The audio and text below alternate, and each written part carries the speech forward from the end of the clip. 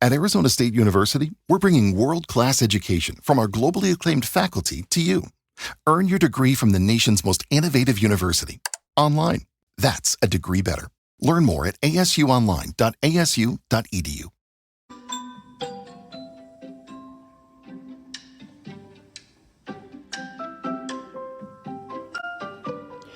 Hi, I'm Daniel Lucas, and welcome to Book 101 Review. Book 101 is all about the books that I read for the last 40 years. And today I have my special guest. He's the author of the book Winning with Tech in the Age of AI. No other than Mr. David Quick. Thank you for having me here, Daniel. Welcome, Mr. David, on Book 101 Review. And can you please introduce more about yourself that I miss? Oh, sure. Yeah, again, my name is David Quick. I'm the founder and CEO of Total Cover IT.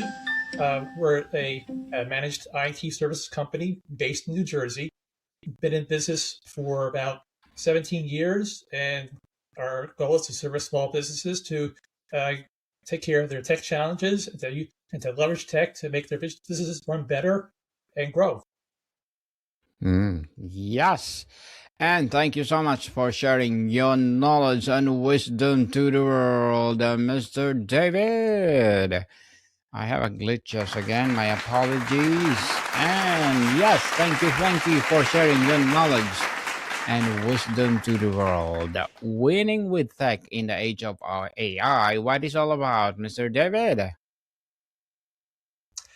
Yeah, what that's all about is that in the course of my IT consulting, both in my business and before I got into business, I've been in IT for close to 30 years. So I've seen a lot of small business tech environments, and generally in small business environments, it's not that great. It's in many cases it's a disaster. I know one case where I walked into a business. We were doing an assessment as a precursor to potentially them coming out as a client. So we walked into their office, I looked at their tech equipment, and I saw wires running everywhere, like spaghetti. They just haphazard, no organization. You had tech equipment hanging by a thread, so to speak, by the networking cable. So it was a disaster. And when I saw that, I wondered how that all continued to work.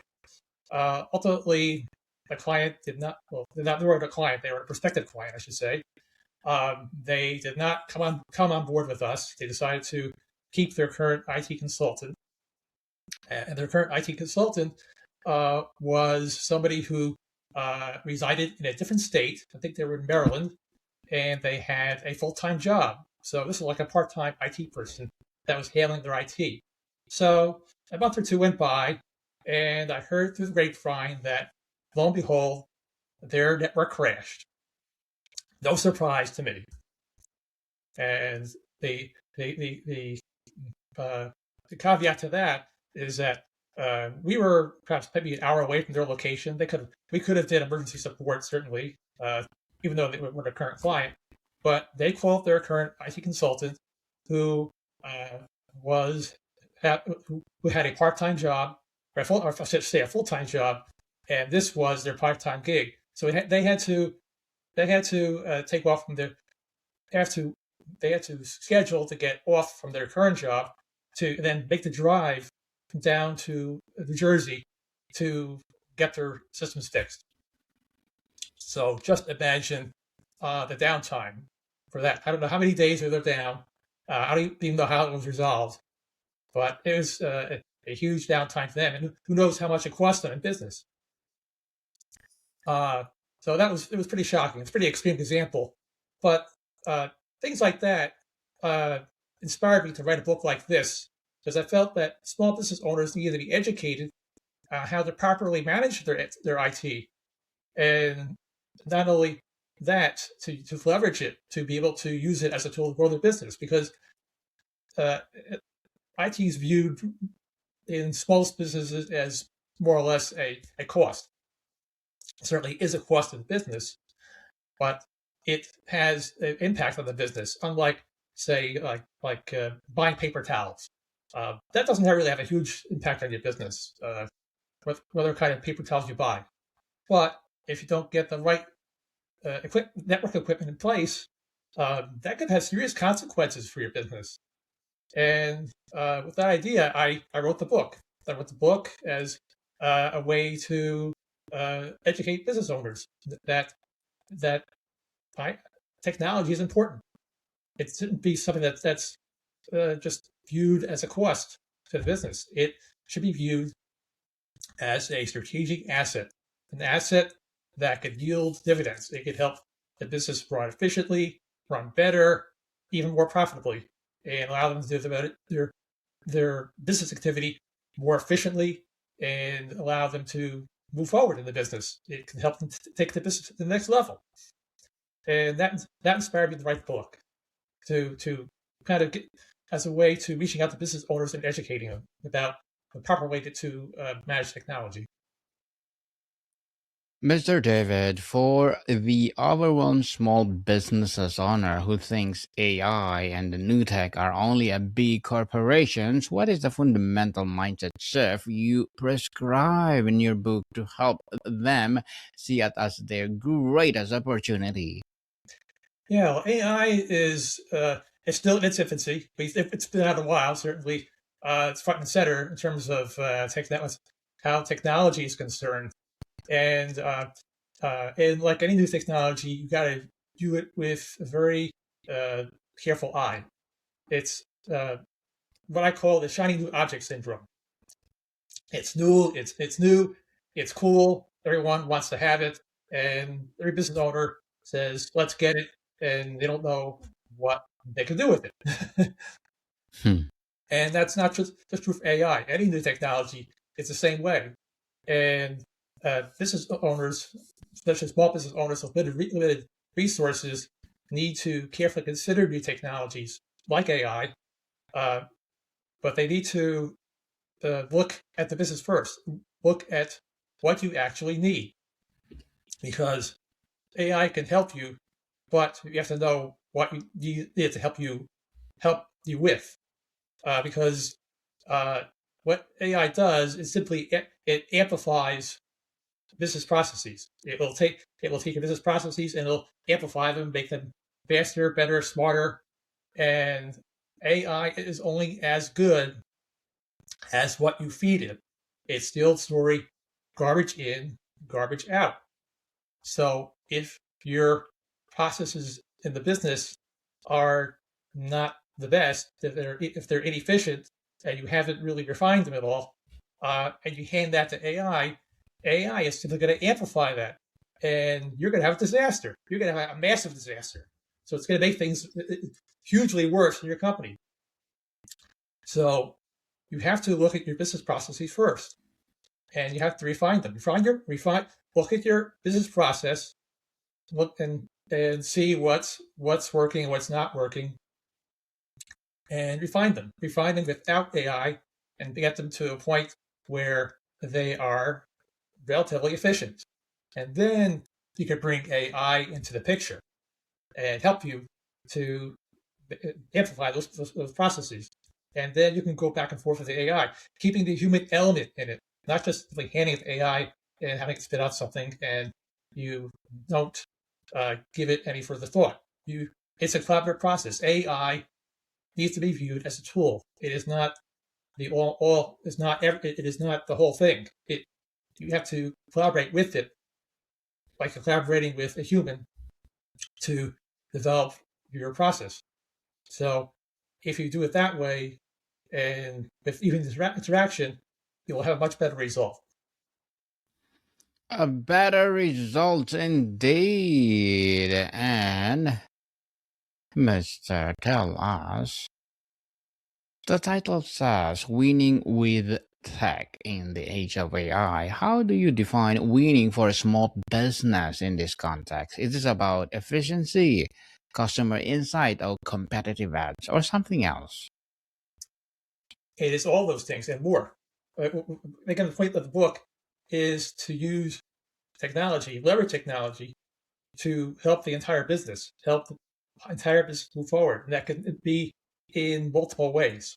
It could be to make your workflow more efficient.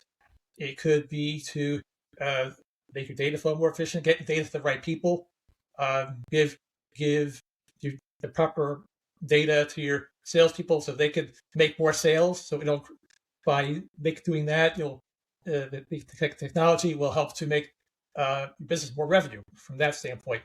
Um, so it's in all those things and more. It'll help the people running the company to get more insight because if the data is flowing properly in the company, the proper people will have the proper information to make informed business decisions in the company. It's all those things and more. To just the sheer impact of technology to the business is endless. Interesting indeed, Mr. David. Many small businesses owners wear all hats and are time poor. How does your framework help them prioritize with or which technologies to explore first so they don't get lost in the infinite sea of tools? Yeah, again, it comes down to first thing you need to do is understand your own business. What do you do in your business? What product and service you have, and the whole workflow of the business, and how does that all work, and what's working, what's not working, and what technology is supporting those processes in the business. Maybe you have a server that's serving an important process in the business. So that can dictate your need. First, understand your processes and what technologies are supporting them, supporting those processes. And from that point, that you can now evaluate what you may need for your business. And it's important to be educated on technologies that are out there as well. Certainly, in a small business, businesses, though your resources are limited, you may not have IT staff. In that case, you can call your trusty IT consultant, and they can give you advice on that as an advisor. If you have if you have some time, you can do some research yourself on the internet as well, right? And go to industry conferences and see what other people in your industry are using technology wise. So it's about getting educated using various resources, both certainly you can look on the internet, you can talk to colleagues in your industry and talk to IT professionals to keep informed so you can make informed business decisions. So it's all those things to keep on top of it. And for a small business owner, it can be challenging because you're running a business too. You're not the technology expert, so that's why there's people like me around that could help you with that. Yes, indeed. Yes, indeed. And, Mr. David, what is the single biggest misconception about AI and automation that causes small business owners to either fear it unnecessarily or it to dismiss its practical value? Well, there is certainly a lot of trepidation. Businesses uh, may be overwhelmed. They may think that AI is going to take over. There's good and bad in everything. I mean, new technologies can be used for great things. They can be used for bad things too. And business owners may have some trepidation that it could potentially be problematic for their business. Again, it's like any other things. You got to take a step back and evaluate it. And you don't necessarily have to adopt it right away. In fact, um, with any new technology that's out there, uh, you should take a step back and see how it plays in the market. Certainly, AI is going to point to continue to develop. We don't know what direction it's going to go into, and there's the thought that you got to get in now because otherwise you'll be left behind. But on the other side of that, early adopters of technology may be prone to experiencing bugs in the application that could potentially be disruptive. So it doesn't hurt to be a little conservative and wait a little bit and see how things develop. And again, you can evaluate it in the marketplace. Again, you can see how colleagues are doing with it. Um, let them experience the bugs and disruption first, and um, and they could be kind of the guinea pigs for you in a way. Um, so uh, it's there is some trepidation, but you got to take a nuanced eye at it and uh, just evaluate the scope of your business. Just remember that your business needs will dictate what you need for technology, not the other way around. Don't think you have to go and get AI because everyone else is getting it. Uh, uh, as it plays out and develops, certainly you can take a look at it as it develops, but don't have to jump feet first in at the get go. Interesting, Mr. David. And what are the key areas of a small business, marketing, customer service, operations, finance, where AI tools currently offer the most immediate and impactful quick wins for revenue or efficiency? Um, yeah, in terms of certainly from marketing standpoint, you see it all around you. Certainly in social media, where you see social media posts being generated by AI. You see blogs, all kinds of marketing materials being generated by AI.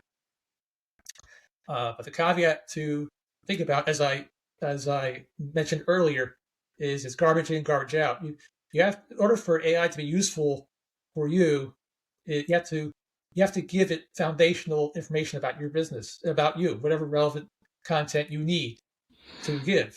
For example, if you're looking to use AI to help you to post to social media, if you just tell AI to, hey, give me 25 posts, um, and it just generates the posts without any further input, those posts are not going to be relevant. And if you post them, it may even be detrimental to your business because in the AI has the no information to work with, and maybe they might make up some stuff, and they may pull information from material that may be copyrighted. Then you're going to be a boatload of trouble from hosting it. What you need to do is give it relevant information. Maybe you tell it to, hey, look at my website, look at the blogs I've written, look at previous social media posts I've written, and input that into AI and say, give me posts based on that information. So now the posts that it generates will be much more relevant to you and your business, and it'll be much more useful.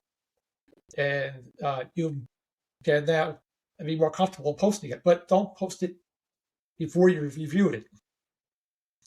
You must still have the human element at the end to review the material, because AI can still make mistakes, strangely enough, because it only gives output based on what was input into it. It's still like a computer, a program. So it'll certainly, it's going to save you a lot of time. It's going to help you greatly to up your game, so to speak. But you still should review everything that it outputs before posting it. In this case, to social media, there might be a mistake here or there. You may want something worded a little differently, more in line with your style, that kind of thing. So that's the key. Give AI relevant information on your business to work with, and then it'll generate more relative content, and you still review it at the end. And that goes for any area where you use AI. You still need to give it relative material or information to work with. If you're looking to have it streamline your processes, you still have to give it something to work with that is relevant in your circumstance, and you review it. And once you refined it, have it, you can utilize it, but you still have some feedback loops in there just to verify that everything is running as expected. So again, as I previously said, you don't just tell AI to do something and have it spit out something, and then you accept it as final and just use it. That's not the way it works. Remember, AI is a tool for you. AI is not the whole thing. Mr. David, as an author, what are your short-term and long-term goals? Yeah, so short-term goals in terms of my goals are kind of to define my business. So in a way, we're still a small company. So as the owner and CEO, I'm looking to push forward my company and uh, uh, look to drive more growth in my company, certainly, um, and get more recognized. Part of the reason I'm actually on the broadcast with you is to get more well known in various types of media. So certain, and as a way of educating people and growing my business, certainly. Long-term goals, again, for business-wise, I'm looking to make Total Cover a well-known brand for our style of IT, which is a little different. We're very business-oriented. We're not just tech people. We're more of a business focus, looking at technology as a way to again help the business grow and have Total Cover be a well-known brand for that in the marketplace. Good luck to your goals, Mr. David, and looking forward for more success. And what would be your piece of advice for those people out there want to be like you? Well, like me, well, one thing, being a business owner is a lot different than having a full-time job. And thing to remember is that whatever type of business you go into, it's it, you're not when you go into business, you are no longer whatever. In my case, when I stepped into business, I'm an IT person by background, but I'm a business owner now. I'm a business owner providing IT services to others. So give it the mindset that sure, early on you're still probably going to do a lot of the work yourself, but think of it in the aspect is of building a team that you're going to manage, because that's the road to growth. Building a team of that people that can provide the service on your behalf, and you manage it as the business owner. So just remember that there's a difference between doing the technical work of your profession and being a business owner. So when you step into business, uh, think of what roles you need in the business to succeed, and then start filling those roles as you grow. And then you'll be able to grow the business and not be the one running around doing the work yourself. And that could be, you don't want to create a job for yourself. You want to create a business that grows and be persistent. There's going to be a lot of hurdles, disappointments, challenges. Don't let that bother you. That's a learning experience. Learn from it and push forward. Yes, learn for it and push to the limit. And consistency is the key to success. And Mr. David, before we wrap up our discussion for today, excuse me, I'm inviting you to please do listen to my other podcast, people. My other podcast, because my abstract essay is already in fifth season, abstract poetry in second season, and my book 101 review in fifth season too. Comedy 101 in third season, and my baby podcast, Entrepreneurship 101, Law 101, and of course, Mental Health 101, as well as Bible Verses 101, Food 101, sixth season, Geography 101, Love Letters, Movie 101 Review, Music 101 are in fourth season, Science 101, Sex 101 in its second season, and please do listen to them wherever you listen your podcasts. So, Mr. David, tell us, ultimately, in the age of AI, what will separate the small businesses that arrive from those that get left behind? Is it technology itself or how they use it? It's how do you use it. It's ultimately it's if being able to leverage technology the right way to help your business, as opposed to just buying it ad hoc without any thought. Interesting indeed, Mr. David, winning with tech in the age of AI. Thank you for sharing to the world. Good. And Thank you, of Daniel. yes, thank you so much for sharing your knowledge and wisdom through your book. So, can you please invite our listeners to support your book itself? Yeah, sure. If you're interested in my book, I made it very easy. You can go to totalcoverit.com, which is my website, but add / winning with tech. Yes, people, let's support Mr. David Quick because if you support him, for sure, more and more empowering books like this to come. So, Mr. David, thank you so much for your time. Thank you, Daniel. Modicum people, see you soon.